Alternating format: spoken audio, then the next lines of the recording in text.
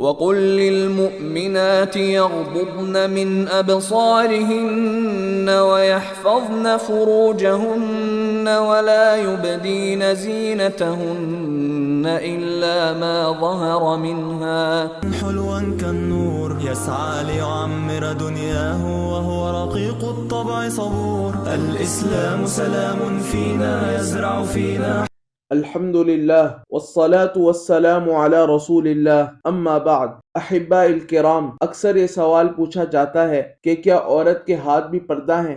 عورت کے اوپر کیا یہ بھی لازم ہے کہ وہ اپنے ہاتھوں کو چھپائے، ان پر دستانے پہنے؟ تو اس کا جواب یہ ہے کہ سنن ترمذی میں یہ حدیث مروی ہے کہ رسول اللہ صلی اللہ علیہ وسلم نے ارشاد فرمایا، المرأة عورہ، عورت مکمل کی مکمل قابل سطر چیز ہے، یعنی سر سے لے کر پیر تک عورت کی ہر چیز وہ پردہ ہے، اس کو چھپانا اجنبی مرد سے لازم ہے۔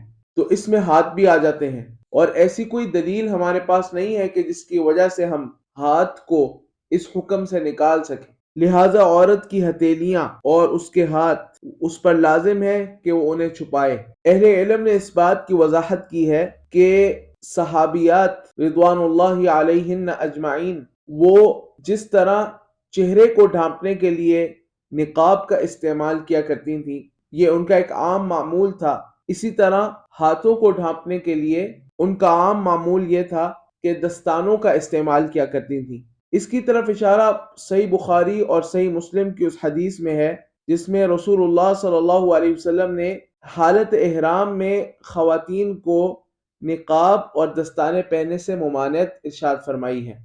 رسول اللہ صلی اللہ علیہ وسلم نے فرمایا، لا تنتقب المرأة المحرمہ ولا تلبس القفازین، کہ محرم عورت جو حالت احرام میں ہے وہ نقاب نہ پہنے اور دستانے نہ پہنے۔ اب رسول اللہ صلی اللہ علیہ وسلم کی جو ممانعت ہے یہ اس بات پر دلالت کرتی ہے کہ حالت احرام کے علاوہ یہ صحابیات کا ایک عام دستور اور ایک عام عادت تھی کہ وہ چہرہ ڈھانپنے کے لیے جس طرح نقاب کا استعمال کیا کرتی تھیں، اسی طرح ہاتھوں کو ڈھانپنے کے لیے قفازین یعنی دستانوں کا استعمال کیا کرتی تھیں۔